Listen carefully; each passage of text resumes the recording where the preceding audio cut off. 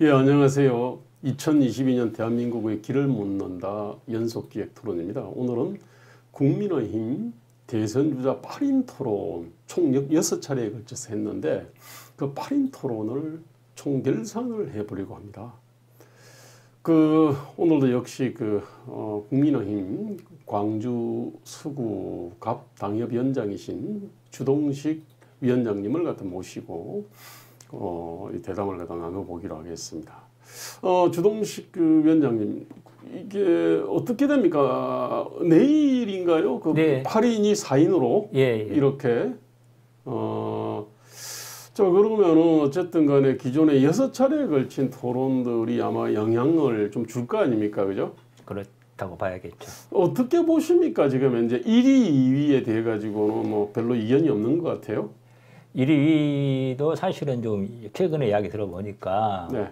일반적으로 알려진 것과 다르게 네네. 다른 가능성도 좀 있지 않겠냐. 상당히 우려라고 할까 기대라고 할까 교차되는 부분이 있는 것 같아요. 아니 1위, 2위 순위가 바뀐다는 건가요? 아니면 1, 2위, 1, 2, 2위 지금 홍하고 윤인데 또는 윤과 홍인데 순위가 바뀔 수 있다는 거죠. 순위가 바뀔 수 있다. 그러니까 1위, 그거야 뭐. 그 자체는 확정적인 것 같은데 네네. 1위, 1, 2위 순위도 어떻게 될지 모르겠다는 이야기가 나오고 있고 아무도 또 지금 아무도 4위 네, 좀 좋습니다. 3위는 아무래도 뭐 유승민 의원이 유력한 것처럼 보이고 4위를 좀 참 가늠하기가 좀 어려운 상황이라 그런데 그렇습니까? 예, 그런 이야기가 많이 들리고 있습니다. 지금.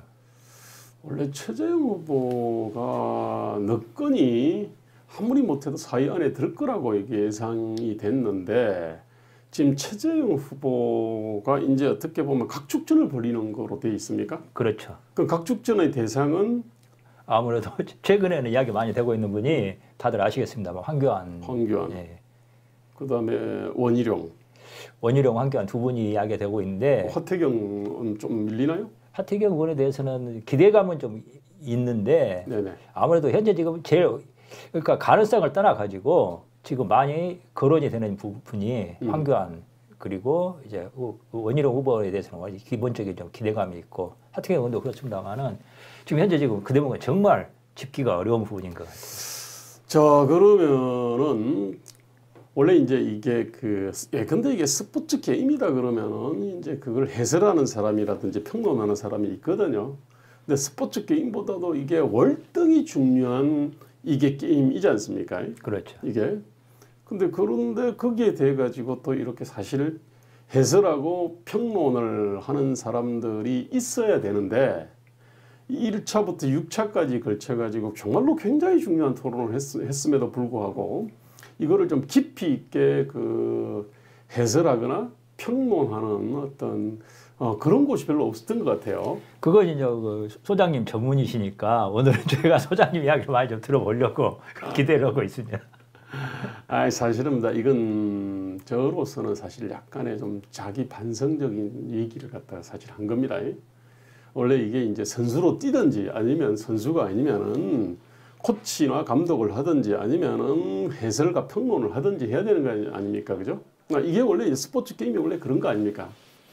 그런데 이제 정치 같은 경우는 그것도 사실 있어야 발전하거든요. 이것도. 근데 이제 이게 너무 변수가 네네. 많다기보다는 새로운 변수가 계속 생기고 있는 부분이 네네. 좀 있어요. 특히 당원 입당 부분 같은 경우에는 이 변수라는 것을 지금 아무도 규정하기가 어렵거든요. 원래 예측을 하려고 하면 변수에 대해서 정확히 규정을 하고 변수가 상호간에 그것을 역작용으로 봐가지고 계약이 나올 수밖에 없는데 현재로서는 이게 굉장히 어려운 부분이에요.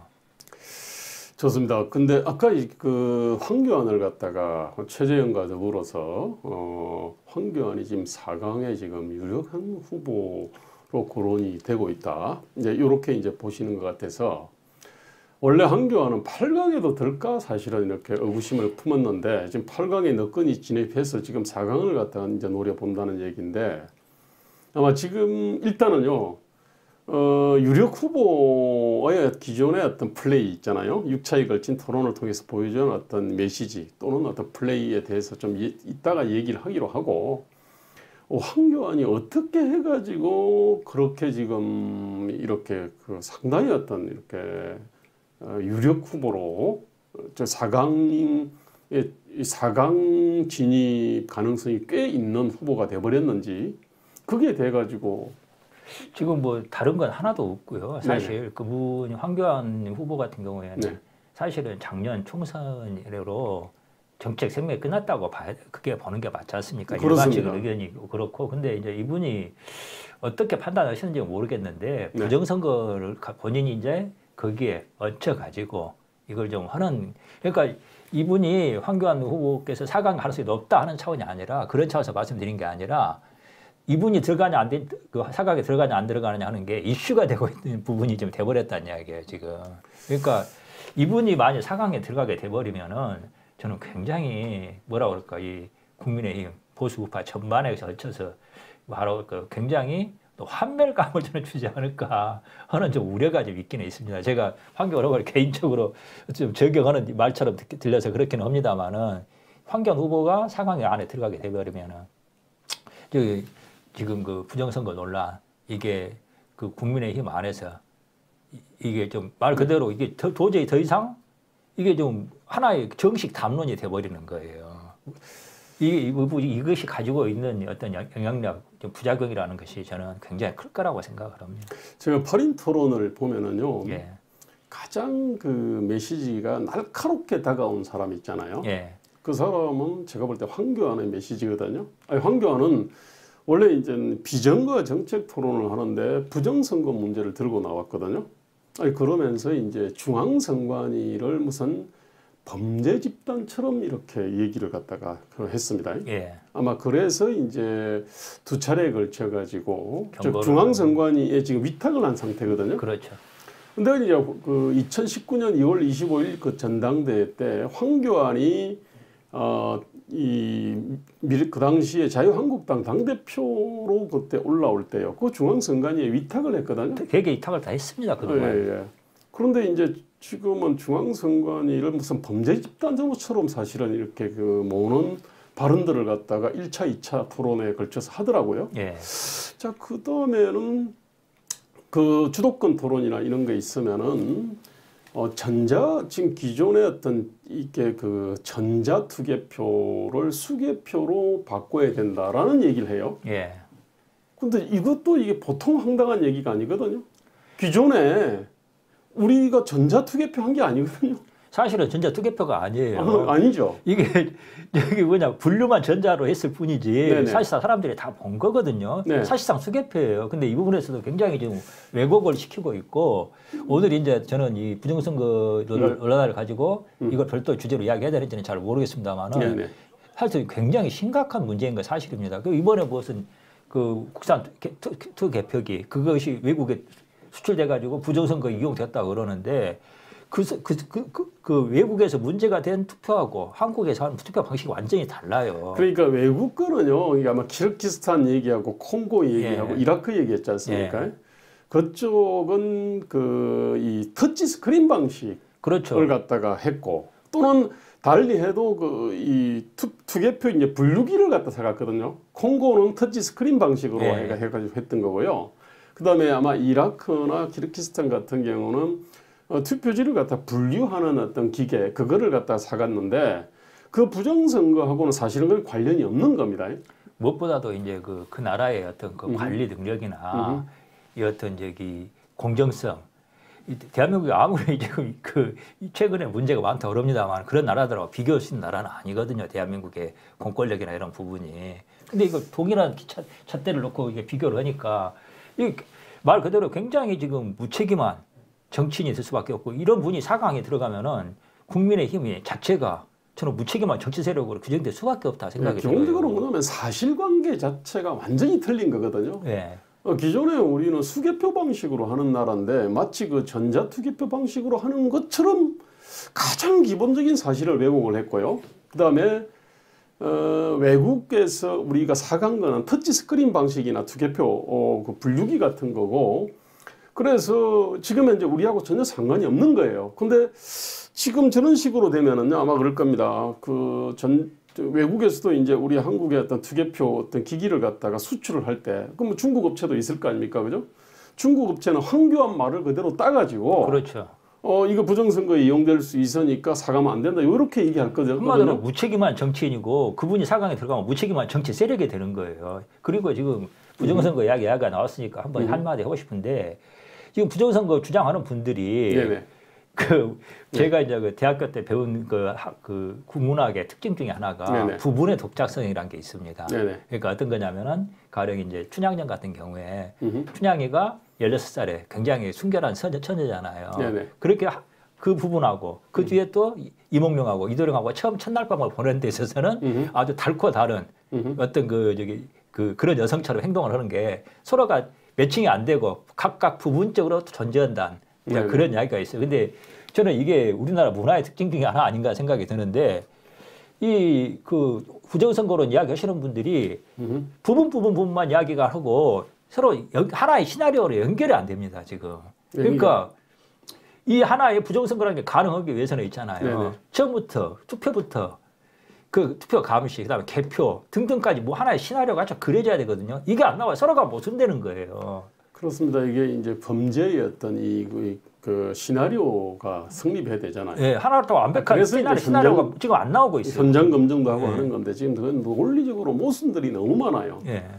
그런데 유일한 근거는 뭐 이상한 투표지들이 이제 이게 나왔다 이런 겁니다. 절대 나올 수 없다 그래요. 근데 보면 얼마든지 개연성이 있는데 그럼요. 굉장히 어떤 허술한 논리적 근거에 의해 가지고 이제 쫙 그렇게 막 그냥 무엇보다도 저기 정부가 공권력으로 있잖아요. 그렇게 어마어마한 그 몇십만 명을 동원해야 돼요. 제가 보기로는 그 부정선거 시나리오 그분들 말대로 한다 그러면은 그 정도로 어마어마한 작업을 했다면 오히려 그런 이상한 것들이 안 나오는 게 맞아요. 그 무슨 일장기 투표 도장 있지 않습니까? 네네. 그것도 진짜로 부정투표를 했다면 그런 게 왜 나옵니까? 정확하게 인쇄해가지고 그런 게 전혀 착오가 없게 만들지.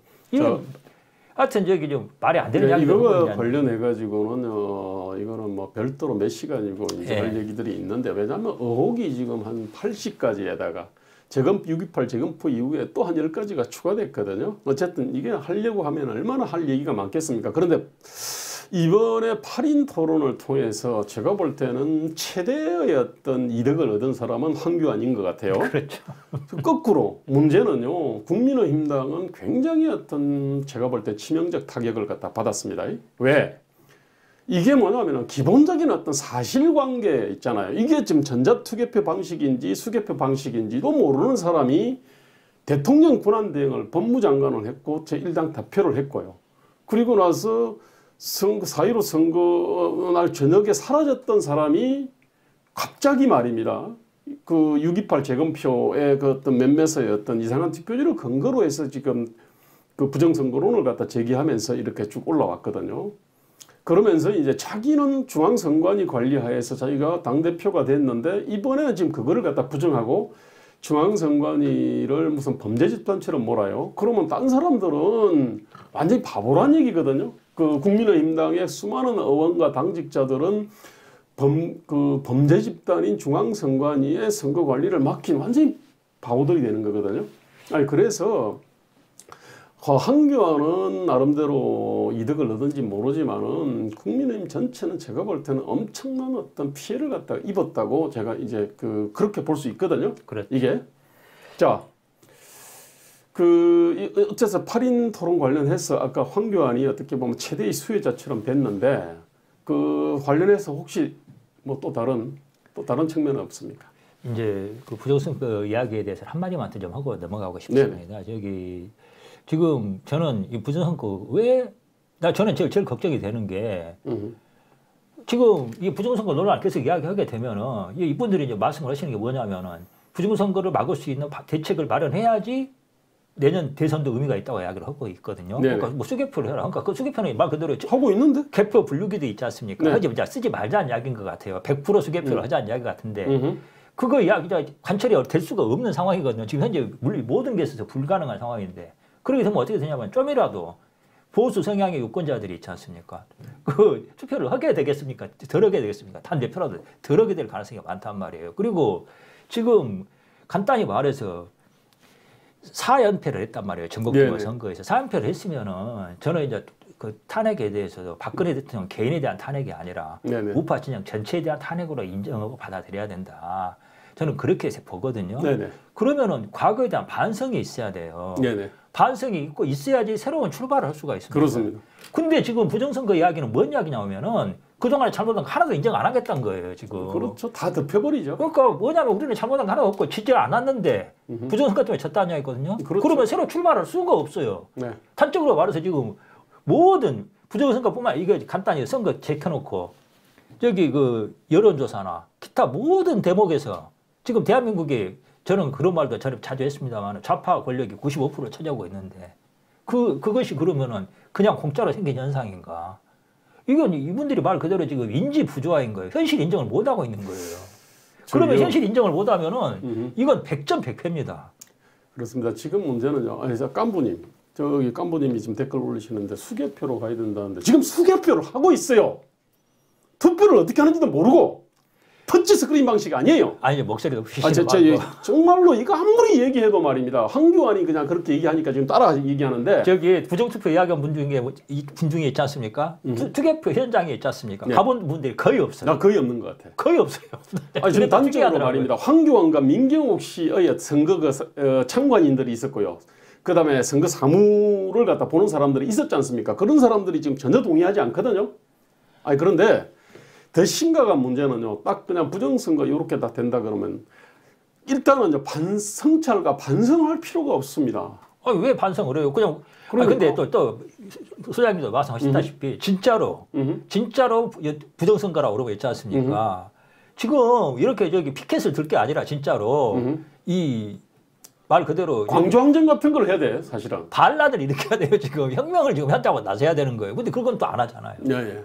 아니 그리고요 이리 되면은 투표할 이유가 없거든요. 투표장에 갈 이유가 없어요. 왜 부정선거인데? 그렇죠. 그 문제 해결 안 되고 투표를 해봤자 아무 의미도 없죠. 그러면 우파 유권자들이 투표를 하겠습니까? 안 하겠습니까? 그러니까 그 시간에 투표로 갈 시간에 투표 감시하겠다 해가지고요 이렇게 아마 어디 갈 것 같아. 저는 진짜 이런 말까지는 뭐한데 가령 내년에 또 우파가 또 패배하지 않습니까? 네네. 그러면 이 장사 또 할 겁니다. 또 부정선거 하겠지. 또 부정선거라고 난리칠 거예요. 앞으로 마르고 닳도록 갈 거예요.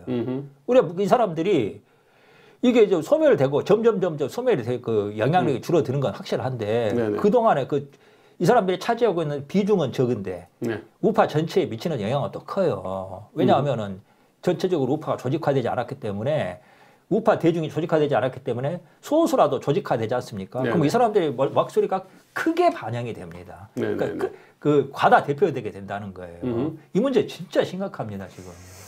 자 일단 뭐 워낙 중요한 문제에도 불구하고 문제인데 오늘 이 정도 합시다. 이거 따로 좀 다뤄야 될 것 같은데요. 자 그다음에 이제 이거를 원래 이제 이게 토론회라는 거 하는 거는 이제 뭐 비전 정책을 갖다 향년이 돼야 된다. 이거 당위적으로 그렇게 얘기하거든요. 근데 이제 현실에서는 원래 이제 나는 잘났고 쟤는 못났다 뭐 요거 아닙니까? 그죠? 뭐 어쩌겠어요, 사실은. 자, 그 과정에서 이제 사실 이렇게 많은 토론을 하는 선거가 없었을 겁니다. 또 이렇게 많은 토론을 하는 어떤 당도 없을 거예요. 지금 이제 8인 토론이 6번이었거든요. 9월 16일 날 시작해가지고 1차 해가지고 10월 5일 날 6차까지 했습니다.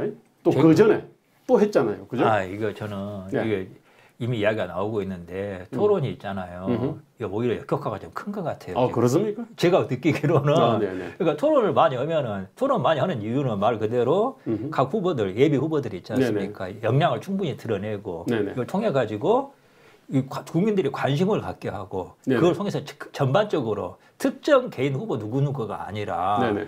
국민의힘 그리고 우파 진영 전체에 대한 국민 대중의 신뢰도와 관심이 높아지는 게 목표라고 저는 생각을 해요. 네네네. 그걸 노리고 이게 저기 토론을 많이 만들었다고 생각하는데 네네. 제가 보기로는 그러니까 지금 문제는 특정 개인 후보 누가 더 잘했고 누가 더 못했고 상대적으로 누가 더 앞섰냐 하는 문제가 아닌 것 같아요. 내가 보기로는 이번 토론은 6번이 했지 않습니까? 네네. 그 이전에도 했고 하면 할수록 재미가 없고 하면 할수록 후보 전체에 있지 않습니까? 네네. 이것에 대한 이렇게 떨어지고 있는 것 같아요. 알겠습니다. 저는 이 부분 좀 고민해야 한다 생각이 드는데 저는 이게 이번에 별로 한마디로 토론에서 스타가 안 나왔습니다.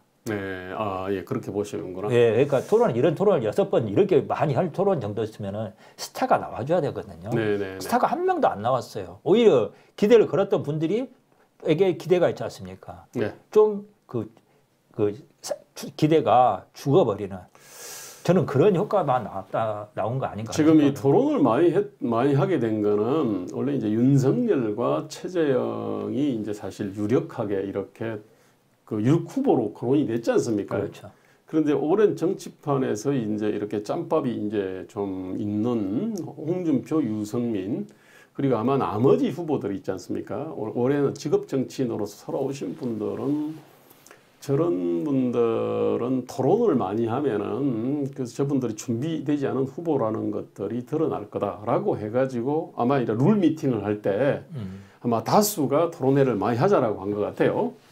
자, 이제 그러면은 그 이분들의 어떤 의도는 이게 이제 관철이 됐나 이제 이런 관점에서 한번 볼 필요가 있지 않습니까?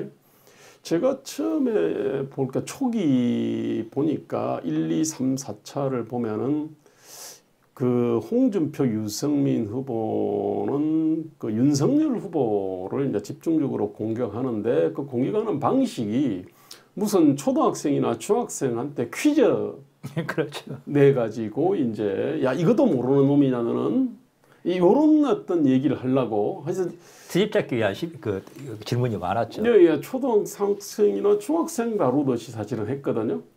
그런데 이제 4차, 5차, 6차로 가면서 이제 그런 거는 없어진 것 같아요. 근데 그 얘기는 지금 윤석열이 토론에서 크게 밀린다라는 느낌을 안 주는 것 같습니다. 맞나요? 제가 보기로는 네. 그 다른 분들 어떻게 보시는지 모르겠는데 대응은 꽤 잘하셨어요. 네, 대응은 네, 꽤 네. 잘하셨는데 이제 네. 여러 가지 문제가 되는 부분도 나왔습니다만은 네네네. 적어도 질의응답 자체에 있어서는 그 정치 천연명답지 않게 네네. 그래서 이제 접을 건 접고 대답할 것은 대답하고 그랬는데 물론 이제 제가 보기로는 잘 모르는 부분이 있지 않습니까? 네. 그냥 모른다고 해도 될 부분들에 있어서 있지 않습니까? 네네. 좀 약간은 얼버무리고 그런 부분은 있었는데 전반적으로 저는 그 정치 입문하신 지 얼마 안 된 분의 치고는 대응을 잘하셨다. 어떤 분은 그런 말씀도 하시더라고요. 네네. 한마디로 계속해서 텍스트를 보는 훈련을 한 분하고 그렇지 않은 분하고 차이가 있다.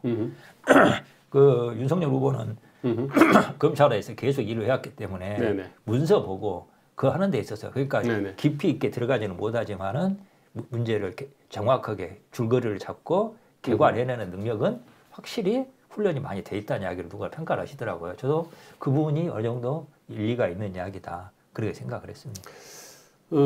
저 보니까 윤석열은 이제 토론을 하면 철저히 뭐 발릴 거다, 내지는 깨질 거다. 이제 이런 것들이 이제 이렇게 전망하시는 분이 많았고요. 그렇기 때문에 굉장히 준비를 많이 했다는 느낌들을 제가 주더라고요. 학습 능력은 다들 인정하시더라고요. 예. 그런데 이제 그래서 이제 이 비전이나 정책이 보면은 제가 볼 상당히 어떤 좀 교과서적인 기본에 충실하거든요. 이게 예컨대 일자리 어떤 정책이라든지 이런 것들이 굉장히 어떤 기본에 굉장히 충실하고 또 그 상당히 준비를 하고 이렇게 나온 것 같다라는 느낌을 제가 받았거든요.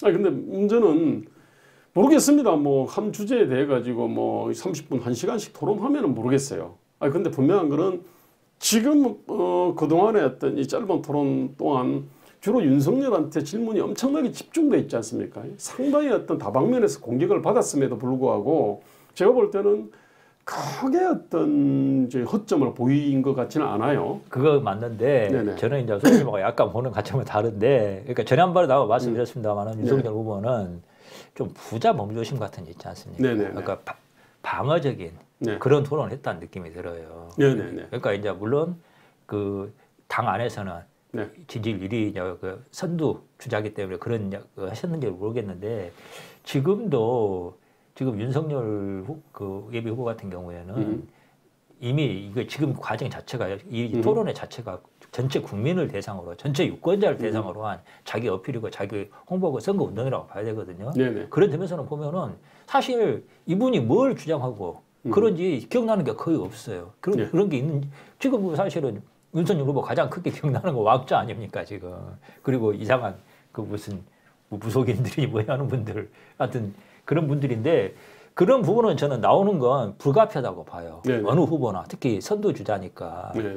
그러면은 그걸 덮을 수 있는 그 어떤 담대한 비전 같은 얘기죠. 그렇죠. 가령 이제 누군지 상징되는 게 있잖아요. 네네. MB 같은 경우에는 뭐 여러 가지 그런 게 있지 않습니까? 그때 4대강 있고 예, 무슨 747에다가 뭐 좀 있었죠. 근데 그런 게 지금 아직까지 안 보여요. 예, 그렇습니다. 그 마지막 6차 토론에서도 윤석열이 지속 가능한 일자리 창출을 탁 걸었거든요. 그래서 뭐 민간주도 일자리 창출을 갖다가 하기 위해서 이제 기업 성장을 지원하고 교육 혁신을 해서 디지털 인재를 양성하고 일자리 미스매치 해소하고 다 교과서적인 얘기인데 기억 남을 거는 하나도 없을 거예요. 교과서적인 이야기인데 이 교과서적인 이야기라는 게 교과서적이라기보다는 그냥 너무 일반적인 이야기 있잖아요. 그런 일반적인 얘기. 그래서 기억이 안 남는 거예요. 네, 그리고 그러니까 조금 말해서 간단히 말해서 다시 한번 보여주시겠어요? 네. 민간 주도 일자리 창출, 교육 혁신, 일자리 네네. 미스매치 해소 이것은 사실은 그 뭐 그런 농담 있지 않습니까? 어떻게 하려 그러니까 잘 그렇게 나오는 거와 똑같은 이야기예요. 구체적으로 저런 목표 자체를 어떻게 달성할 것인가 하는 부분이 나와야 되거든요. 네네. 근데 그게 없다는 생각이 들고 저는 사실은 네. 아마 4강에 올라갈 가능성은 높지는 않다고 봅니다만은 나름대로 그것도 자기 메시지를 갖고 나온 분은 저는 하태경 후보 같은 분이라고 저는 생각을 해요. 그렇습니다. 그 하태경 후보에 좀 이따 좀 평가해 보기로 하고요. 그 근데 이게 중간에 대장동 사건이 터지다 보니까요. 상당히 어떤 토론 주제에서 대장동 사건이 차지하는 비중이 굉장히 이제 높아졌지 않습니까? 그렇게 되니까 이제 윤석열이 이제 그래도 검사와 검찰총장을 했잖아요. 특수부를 했거든, 이게. 그러다 보니까 이제 그 윤석열한테 이제 이런 질문을 하면은 그러면 이제 윤석열이 이제 거기에 대해 가지고는 그래도 딴 사람보다는 좀 더 어떤 좀 귀에 좀 들어오는 얘기를 했거든요. 네, 그렇게 느끼실 수도 있겠네요. 아니, 나중에 처음에 고용 창출 얘기하다가 부패 척결로 바꿨어요. 이게 한 5차 토론 딱 보니까 핵심 당신 뭐 할래? 한 30초 또는 1분 만에 자기 얘기를 하는 딱 그 타임이 있거든요. 그럼 고용 창출하고 부패 척결을 얘기를 했어요. 이게. 어쨌든 간에 이거는 이제 윤석열로 볼 때는 일종의 운이죠, 사실은. 근데 어쨌든 종합적으로 윤석열은 크게 이런 거는 없는 것 같아. 왕자 때문에 사실은 좀 망신이 좀 당하긴 했는데 그 엄청난 어떤 모든 후보들의 공격들을 갖다 다 받았음에도 불구하고 크게 어떤 이 치명상 입은 거는 사실은 없는 것 같던데 자 그러면 홍준표, 유승민 쪽으로 한번 옮겨가 봅시다. 홍준표도 상당히 어떤 공격 대상이 됐잖아요. 그렇죠. 1위, 2위를 갖다 다투는 후보다 보니까. 근데 지금 당한 게 이제 그 노조를 갖다가 강성 노조 문제를 해결하기 위해 가지고 대통령 긴급 명령권을 사용하겠다. 이게 상당히 어떤 좀 논란이 됐잖아요. 하태경 의원이나 원희룡 후보한테 뭐 공격을 많이 받았고. 그 다음에 나토식 핵공유 있지 않습니까? 핵공유와 관련해서도 그 최종적인 어떤 핵무기 사용권은 미국 대통령한테 있다는 거. 그 부분과 관련해서도 그걸 정확하게 파악하지 못한다는 어떤 느낌들을 갖다 줬거든요. 그 다음에 독자 핵 개발 비슷한 뭐 얘기도 좀 했고요. 주된 어떤 거는 윤석열에 대한 어떤 이 공격인데 그 과정에서 이제 좀 조국을 갖다가 옹호를 하는 것처럼 이렇게 하다 보니까 조국송이라는 뭐 별명도 없고 카멜레홍이라는 별명 또 뭐 이상한 여러 가지가 있던데 뭐 말을 갖다 잘 번복한다 그래가지고 뭐 번복머시기 뭐 등등등. 근데 아니 저는 좀 제가 볼 때는 홍준표 후보에 대한 공격이 제가 볼 때 너무 좀 막말에 가까운 어떤 비난, 폄하를 좀 했다고 생각을 합니다. 하태경 의원이 제가 볼 때 좀 그랬다고 제가 보이는데 홍준표 후보는 홍카콜라라고도 하고 그러지 않습니까? 사실은 어떤 분은 막말이라고 보고 어떤 분은 사이다라고 보는 그런 부분이 있는데 그래서 홍준표 후보에 대해서는 이번에 많은 분들이 토론 지켜보시는 분들이 좀 멋진 골을 기대를 했어요. 공격을. 근데 제가 보니까 홍준표 후보 이번에 기조는 그리고 홍준표 후보의 장점이 들어간 부분은 방어였던 것 같아요. 네네. 내가 보기에는 방어를 상당히 잘했어요. 네네. 무리하지 않고 네. 그다음에 뭔가 좀 그래도 정치권에 오래 있는 분으로서 있지 않습니까? 네네. 경륜 같은 게, 그 노련함 같은 게 드러나는 식으로 해서 이번에는 홍준표의 어떤 그런 게 공격보다는 방어에서 좀 나타난 거 아닌가 하는 생각을 좀 했습니다. 그렇습니다. 굉장히 순발력도 있고요. 예. 뭐 쿨하게 그냥 그렇습니다. 뭐 인정을 하고. 인정할까 인정하고. 근데 제가 볼 때는 초창기 출마 선언문에 나왔던 내용하고요. 그 페이스북에 올리는 JP의 희망 편지하고 그다음에 토론회에서 하는 메시지가 딱 그 일관되입니다. 사실. 예, 그거 쉽지 않아요. 예, 그건 쉽지 않습니다. 예, 그건 자기 어떤 말 그대로 그것이 경륜이거든요. 네네. 근데 그 부분은 확실히 그 정치 경험이 많지 않은 분들은 있잖아요. 그게 없더라고요. 네, 그렇습니다. 예. 우리 하태경 같은 경우가 이제 사실은 얘기를 하면서 워낙 그 날카롭게 순발력 있게 하는데 일관된 출마 선언문하고요. 중간에 어떤 비전 정책 발표하고 그다음에 토론회 과정에서 하는 얘기들이 보니까 약간씩은 좀 그 변화가 사실은 많이 다릅니다. 예. 마지막에는 노동개혁, 공공개혁, 규제개혁으로 딱 정리를 했거든요. 예, 그 사실은 원래 네. 그 하태경 후보 스탠스하고는 약간 다른 부분이 좀 있죠. 처음에는 무슨 뭐 법무부 폐지 뭐 이런 얘기를 막 그 출마 선언문에 뭐 걸고 그다음에 산업활류 얘기를 갖다 하고 뭐 등등등 했는데 이게 이제 뭐냐면은 제가 볼 때는 홍준표 후보는 대통령이 되면 뭐 할까 이 생각을 많이 한 사람인 거예요. 맞습니다. 하태경 후보는 이제 그 생각 별로 안 해봤어요.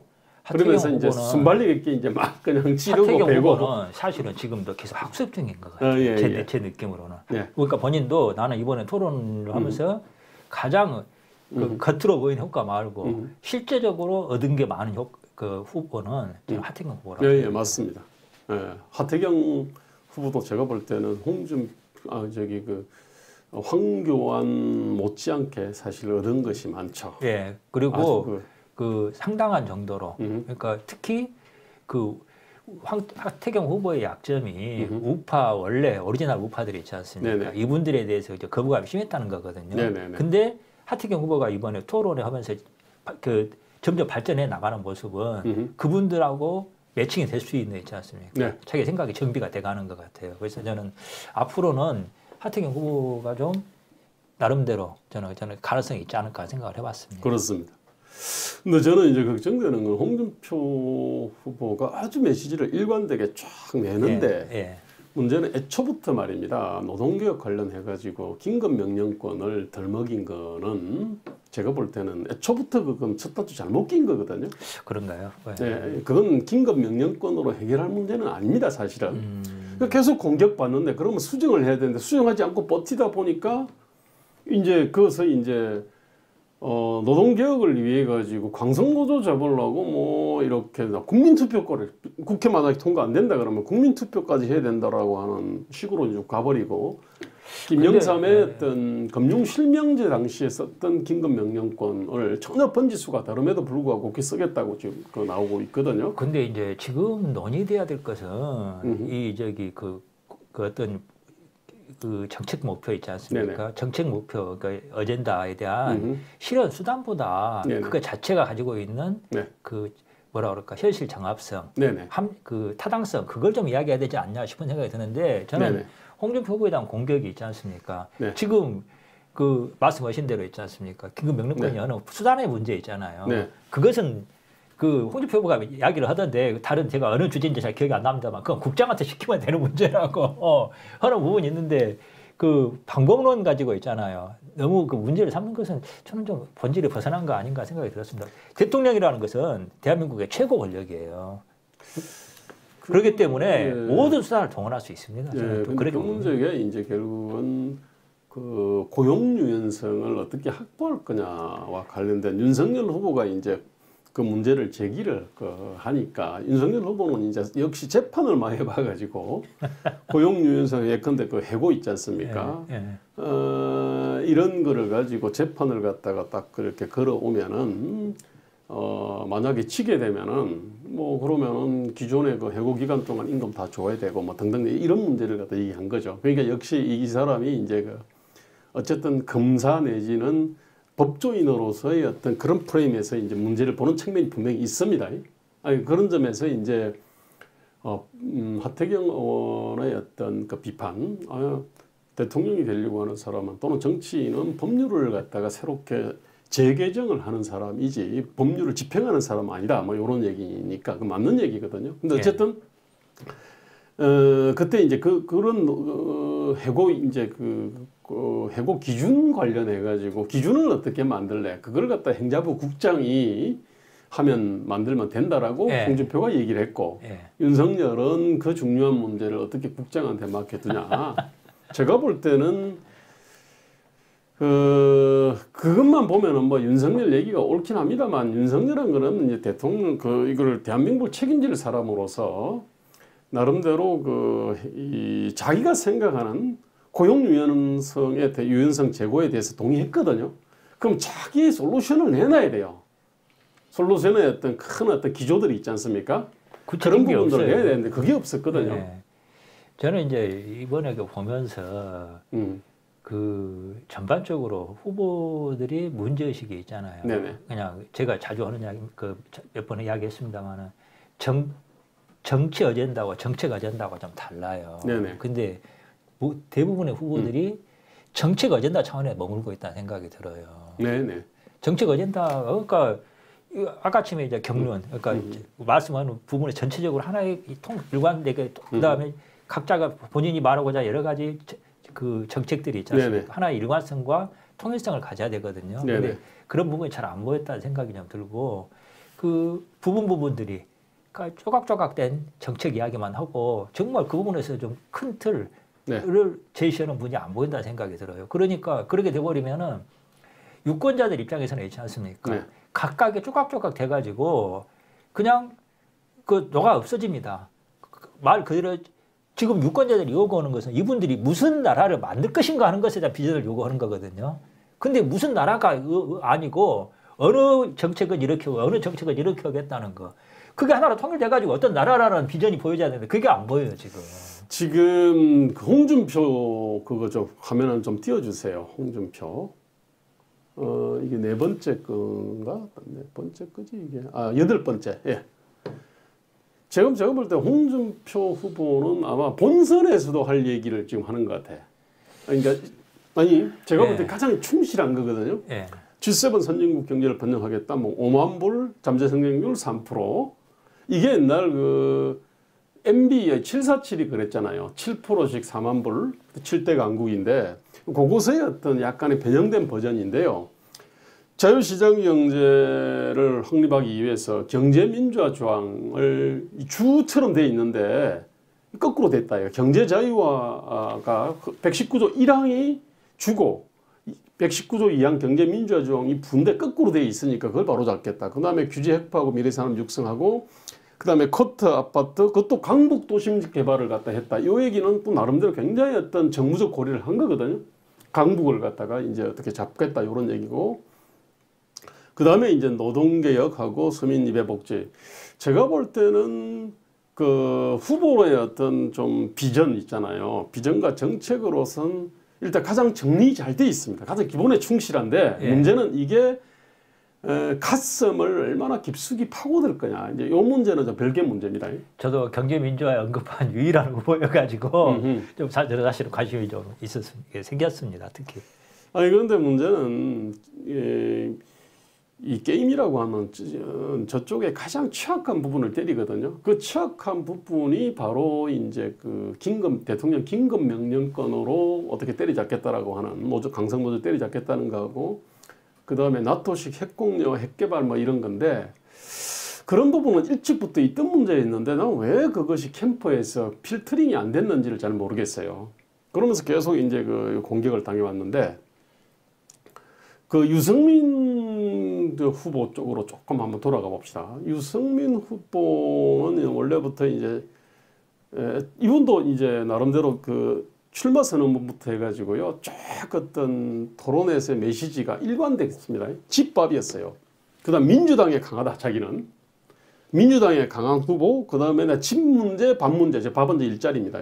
저거를 갖다 해결하겠다. 그러면서 이제 그 했던 얘기가 뭐 수도권 민간주택 뭐 100만 호 공급하고 뭐 디지털 인재 100만 명, 사회서비스 100만 명, 그다음에 노사정 대타협에 의한 노동개혁, 그다음에 공정소득 얘기했고요. 자영업자를 갖다가 손실을 갖다 충분히 소급 보상하고 연금 개혁하고 뭐 이런저런 내용을 했거든요. 여기 소장님 보시면서 유승민 후보 저기 공약에 대해서 어떻게 느끼셨습니까? 아, 저것도 참 제가 볼 때 집밥 딱 문제를 갖다가 이렇게 날카롭게 딱 잡은 거. 그다음 민주당이 강하다. 내가 볼 때 저희 나름대로 그 어필 포인트거든요. 그다음에 또 있어요. 경제에 강하다. 요런 거거든요. 아니 그 포인트는 잘 잡았어요. 자기의 어떤 핵심. 근데 그거를 갖다가 나름대로 비전과 정책과 메시지를 통해 가지고 이걸 쫙 구현을 해야 되는데 제가 볼 때는 그거는 별로 구현 못한 것 같은데. 단적으로 저거 지금 제가 소개해 줬으니까 아는 거지. 기억하는 사람이 거의 없을 걸? 근데 저는 이제 저기 민주당이 강하다나 있지 않습니까? 네. 저 부분이 네. 그 유승민 후보의 분명히 이제 그 강조 포인트일 거예요. 네네. 근데 저는 개인적으로 어떻게 느꼈냐면은 네네. 민주당과 닮았다는 의미로 저는 받아들여져요. 아, 그런 측면이 있죠. 중도라는 거, 지금 한국에서 현재 중도는 민주당스러운 거거든요, 사실은. 민주당이 강하다는 게, 저 이야기가 무슨 이야기냐면, 저 말에 나온 배경이 민주당 성향에, 네. 그리고 중도 성향에, 그 네. 청년에, 맞습니다. 그 민주당에, 그러니까 소위 말해서 좌파스러운데 매력을 느끼고 있는 친구들이 있지 않습니까? 그렇습니다. 그 취지를 가져올 수 있다는 이야기거든요. 네네. 근데 그것은 양의 문제지 질의 문제가 아니에요. 네네. 그러니까 간단히 말해서 저기 뭐냐 마포 갈비를 가면 원조집을 가지 왜 우리가 아류를 가겠습니까? 네. 여기 유승민 후보의 저기 민주당이 강하다는 이야기는 사실상 민주당 쪽에 겹치는 부분이 많다는 이야기라고 저는 느껴지고 그런다면 최종 결정적인 순간에 있어요. 그것도 국회의원도 아니고 대통령 선거, 대한민국의 최고 권력을 결정하는 순간에는 저 부분은 약점이지 저는 장점이 될 수가 없다 생각이 들어요. 네, 그렇습니다. 그래서 이제 공격을 받은 게 또 저 얘기하면서 정세 없는 복지는 허구다. 요 얘기를 했어요. 그럼 이제 정세를 갖다 어떻게 할래? 부가세를 갖다 얘기를 꺼냈거든. 근데 이제 거기에 대해서는 제가 볼 때 상당히 어떤 치명적인 어떤 타격을 받았습니다. 왜? 영세 자영업자들은 부가세를 갖다 10%에서 20% 더 올려놓으면 소비자한테 전가 잘 못하거든, 사실은. 그러니까 그냥 세금이에요. 그렇죠. 근데 이제 그 부분에 대해 가지고 부가세 올려도 그거는 소비자가 부담하기 때문에 자영업자 부담 안 된다. 이건 명백한 사실은 이건 틀린 얘기거든요. 근데 윤석열이 이제 그 부분을 공격을 하니까 제대로 방어를 못 했습니다. 그러니까 지금 그런 거를 비롯해 가지고 이게 이제 자기가 강점이 사실은 이제 경제를 잘 아는 대통령인데 이번에 토론을 통해 가지고 유승민이 보니까 경제를 참 잘할 것 같다라는 느낌을 갖다 제가 볼 때 주지를 못했거든요. 이번 토론에서 그게 유승민 후보가 상당히 마이너스 점수를 잃은 부분입니다. 그러니까 그 대목에 대한 기대가 상당히 있었는데 별로 그런 것 같지 않다는 느낌을 많이 줘버렸어요. 최저임금 1만 원 그때 2017년 대선 때 3년 내 1만 원을 갖다가 공약한 사람이 문재인, 심상정, 유승민이거든요. 5년 내 1만 원을 갖다가 공약한 사람이 안철수, 홍준표입니다. 근데 이제 그 부분과 관련해 가지고도 공격을 받으니까 사과를 했습니다만 근데 그 부분도 사실은 제대로 방어를 못 했어요. 뭐 경제가 좋으면은 많이 올릴 수 있다. 꼭 그런 최저임금은 또 그런 건 아니거든요. 그건 진짜 경제 좋다 그래가 경제가 미국이 그러면 중위임금 대비 사실 최저임금이 30% 수준밖에 안 돼요. 근데 우리는 지금 60%가 넘거든요. 최저임금 전망이라는 게 경제에 대한 있지 않습니까? 전망까지 포함해서 나오는 거지. 독립적인 게 수가 없죠. 뭐 한마디로 경제에 대해서 전망 잘 못했다는 이야기밖에 안 되는 거잖아요.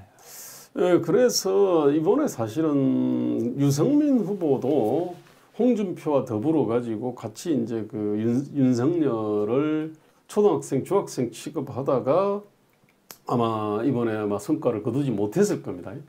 그리고 막판 토론회 때는 이제 그런 얘기 누구 아냐?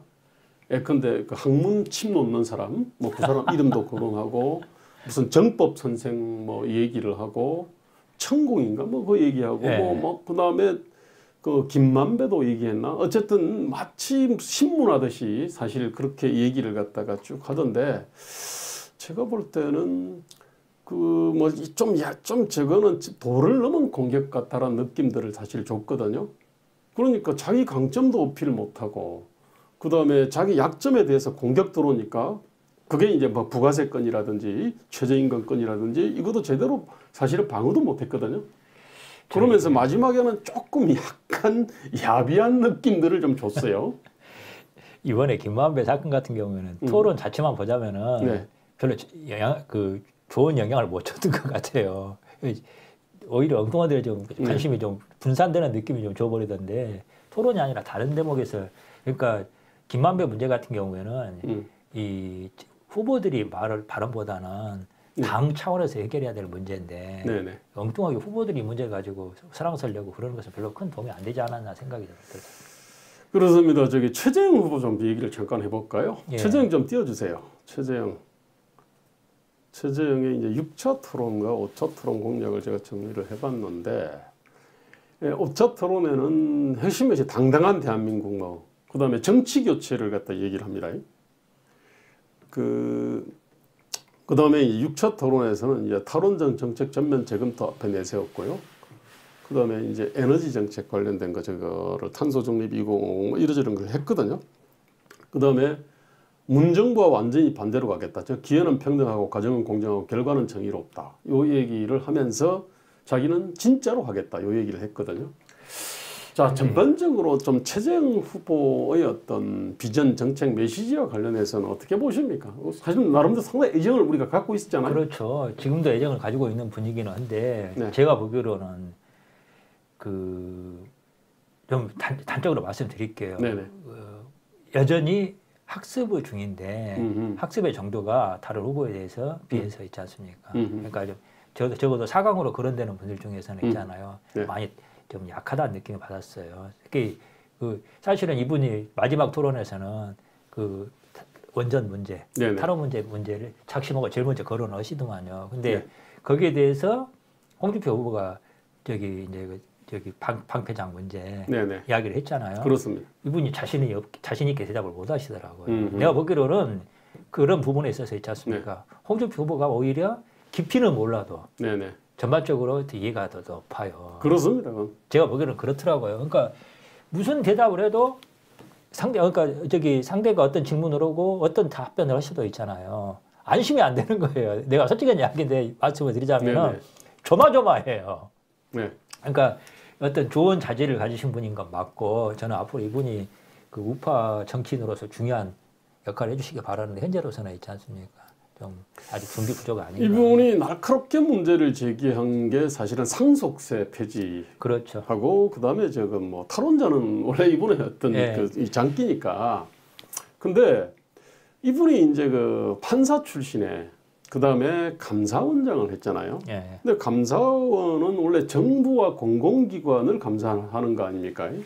그럼 예산이든 아니면은 인사든 임금 연금이든 그다음에 거기에 대한 이러저러한 부정비리든 간에 어쨌든 그런 부분들을 갖다가 전문적으로 이렇게 들여다보고 문제를 찾는 건데 그와 관련된 메시지가 하나도 없습니다. 연금개혁을 하겠다고 했나, 임금의 문제를 얘기했나, 방만한 예산 관련해가지고 자기가 획기적으로 이거 바꾸겠다는 얘기했나. 지금 또 공공기관 있잖아요. 사실은 지금 성남도시공사 있지 않습니까? 지금 대장동 사건이 결국은 성남시의 이 공기업이 결국은 공기업 문제거든요. 공기업에 대한 견제 감시 시스템의 문제지 않습니까, 이게?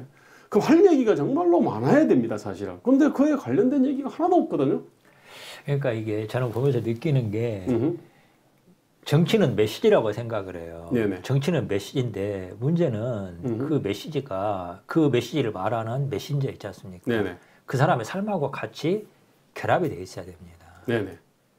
근데 이게 저는 이제 그래서 그렇게 표현을 하는데 정치인이라는 건 자기가 시나리오를 써서 자기가 무대에 올라가가지고 자기가 배우가 돼서 정치 드라마를 만들어내는 게 저는 하나의 하나의 측면이라고 봐요. 근데 이게 말은 쉬운데 이걸 하나의 일관된 있지 않습니까? 해낸다는 게 쉬운 건 아니라는 생각이 들고 그래서 정치 경험이 길지 않은 분들이 있지 않습니까?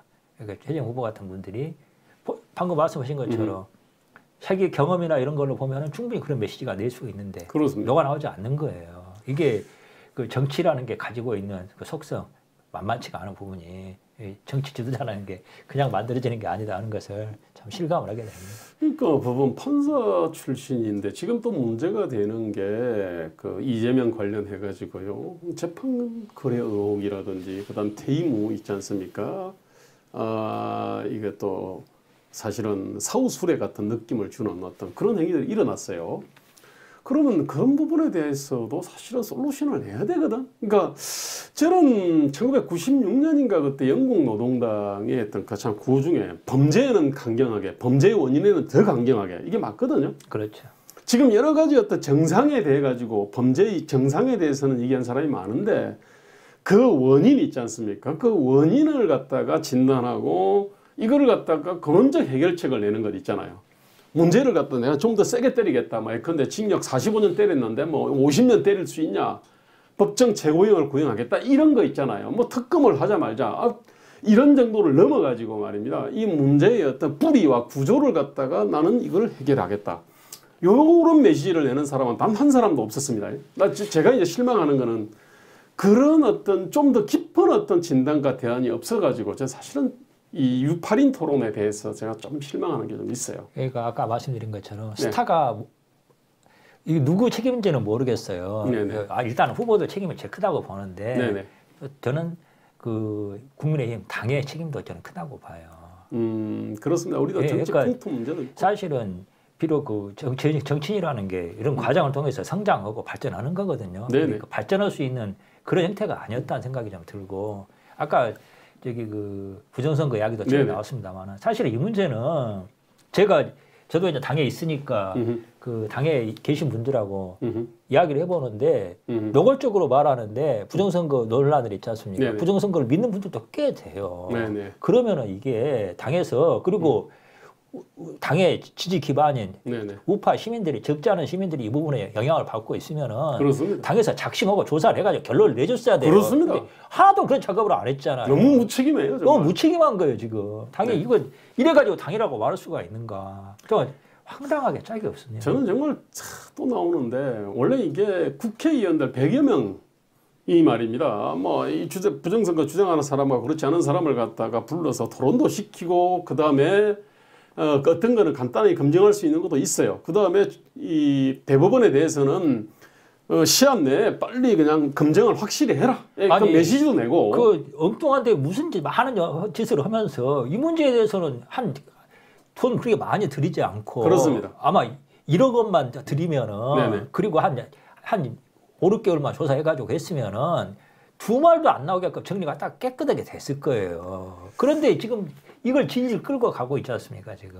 저도 이제 그러다 보니까 이제 그 문제 제기를 했던 이 정규제, 조갑제, 그 다음에 저 같은 사람이 엄청나게 집중적인 공격들을 갖다가 받거든요. 왜? 저는 이제 이 문제를 부정선거세 전체로부터 그냥 뭐 분노와 의혹이 들끓는데 거기에 대해 가지고 실사구시하는 사람들이 나타나면 온 다 달려들게 돼 있지 않습니까? 그러니까 누구 말대로 종교의 차원이 되어버렸어요. 이게. 아이고 유감인데요. 자, 그다음에 그 원희룡 후보 그 좀 띄워주세요. 원희룡을 좀 얘기를 좀 해야 될 것 같은데. 저는 이제 원희룡이 뭐 저기 그 국가천서 얘기를 합니다. 국가천서 혁신성장 이런 얘기고 그다음에 자영업자 소상공인 재난극복자금 뭐 100조를 내겠다. 이제 저거는 홍준표는 쿼터 주택 4분의 1값으로 하는 주택이라면 저거는 이제 반반 주택입니다.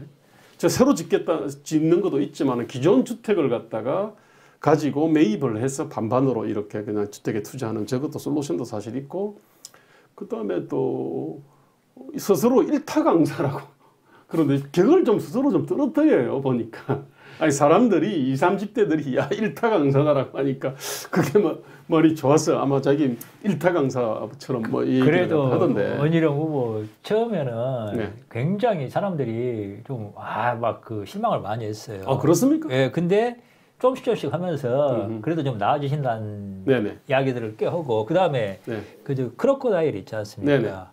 그 유튜버 그분이랑 손 잡은 것은 정말 저는 잘했다고 신의 한 수라고 제가 생각을 해요. 그래서 잘하신 거라고 보고 단지 저는 이야기가 이제 원희룡 후보 개인 문제가 아니라 저는 주택 문제 이야기가 나오고 있거든요. 네네. 주택 문제도 사실은 이제 굉장히 중요한 하나의 어젠다인데 제가 느끼는 것은 주택 문제의 본질에 대해서 있지 않습니까? 네네. 후보들의 이해가 굉장히 약하다. 네. 그러니까 지금 결국 가만히 후보들 주택 문제 이야기하고 있는 거 보고 있으면은 네네.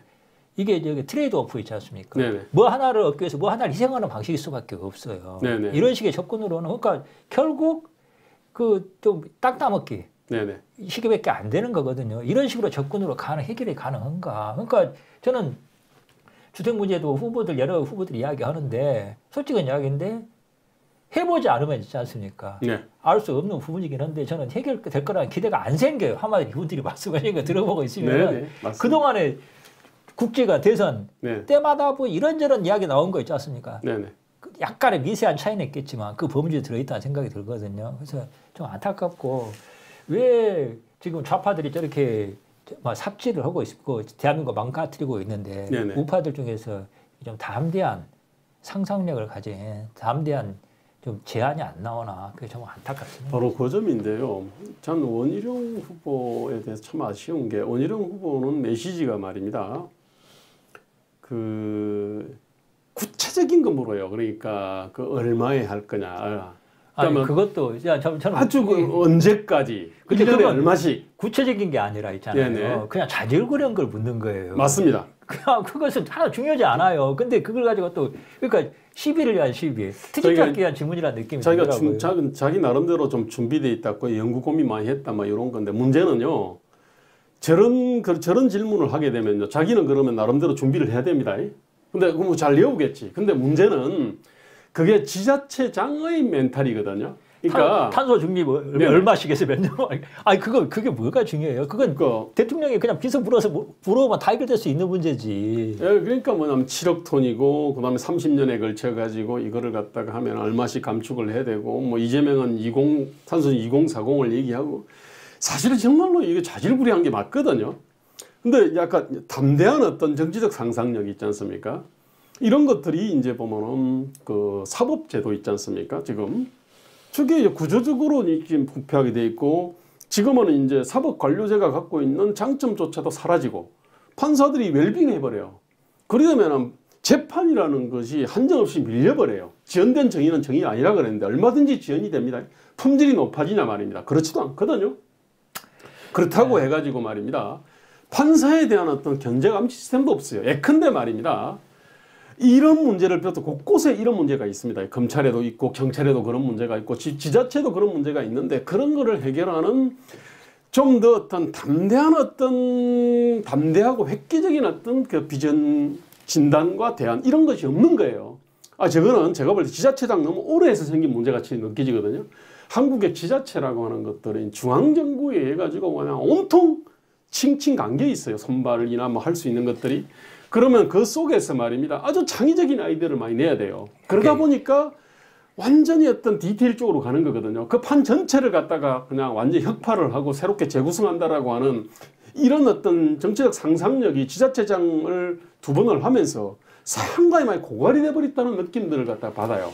저는 이제 맞는 말씀이고 이제 대선 주자가 뭐 개장급 고민을 하고 있다 생각이 좀 들던데 저는 지금 기본적으로는 우리 현재 한국이 처해 있는 상황에 대한 근본적인 진단 자체가 있지 않습니까? 네네. 저는 좀 결여되어 있는 거 아닌가 그런 생각을 합니다. 그러니까 그 부분이 제일 시급하다. 한국에 지금 현재 그러니까 우리가 뭐 이야기 자주 나왔습니다. 네네. 이제 87 체제에 대한 진단이 있지 않습니까? 네네. 이 부분부터 좀 나와줘야 되는데 이 대목에 대한 고민은 별로 없는 것 같아요. 저도 그게 참 아쉬워요. 제가 하여튼 원희룡과는 말을 그냥 트고 지내는 사이임에도 불구하고 그리고 참 학생운동을 치열하게 했거든요. 굉장히 훌륭한 분이죠. 그것도 공장까지를 갖고 참 그랬는데도 가장 어떻게 보면 맨날 학생운동의 정통파입니다. 사실은 제대로도 진화 발전을 했고 제대로 성찰을 했는데 지금 딱 저기까지 딱 저 수준에 머물러 있어가지고 유감입니다만 자 그건 그렇고 하태경 후보하고 안상수 후보에 대해만 짧게만 좀 한번 좀 짚고 넘어갑시다. 하태경 후보 거 좀 띄워주세요. 하태경 후보가 이제 처음에는 메시지가 뭐 그다음에 법무부를 폐지를 하니 뭐 그다음에 뭐 여성징병도 얘기하고 그다음에 세종시로 청와대를 옮기니 뭐 등등 이런 얘기도 했는데 지금은 이제 보니까 노동개혁, 공공개혁, 규제개혁으로 딱 이렇게 정리가 됐어요. 그 다음에 나름대로 날카로운 메시지를 갖다가 던집니다. 네. 이게. 그래서 제가 보기에 이분은 네. 계속 학습 진화 중인 것 같다는 느낌을 받습니다. 지금. 근데 저는 그래서 이제 저는 하태경 후보에 대해서 여러 가지 이제 좀 문제라고 느껴지는 부분도 좀 많았던 부분인데 저는 이제 여기 보면서 이분이 계속 진화 발전을 할 생각 상당히 큰 분이구나 하는 느낌을 좀 받았고요. 저는 그렇게 봤습니다. 근데 저는 여전히 이분의 경우에는 담대하지 못한 것 같아요. 문제의식까지 가졌으면은 더 좀 담대한 이야기가 나와야 될 것 같은데 하여튼 그렇게 느꼈고요. 그 다음에 안상수 후보는 이슈 파이팅에 제가 볼 때는 하태경은 이슈 파이팅에 굉장히 특화되어 있거든요. 그게 이제 우리나라 운동권 전체의 문제죠. 그리고 원희룡 후보는 뭐냐면은 디테일이 있잖아요. 이쪽으로 특화돼 버린 거예요. 아니 저는 대관 세찰하기가 어렵습니다. 크게 보고 말입니다. 근본을 보고 또 한편으로는 아주 디테일하게 보는 걸 참 어려운데 그 다음에 중장기적인 어떤 문제와 더불어 가지고 지금 핫 이슈 있지 않습니까? 이걸 동시에 보기 어렵거든요.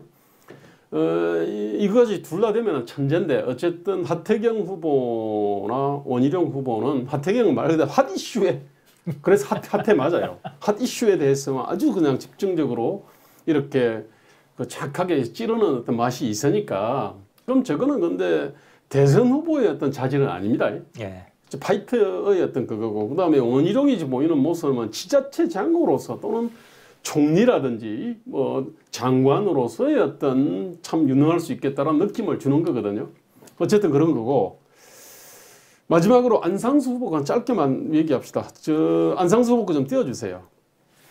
저는 사실은 안상수 후보가 이번에 참 웃음을 많이 줬습니다. 되게 감초 역할 같은 그런 느낌이었죠. 아니 저분은요, 그러니까 딱 보면 황교안 하면은 부정선거 얘기했다.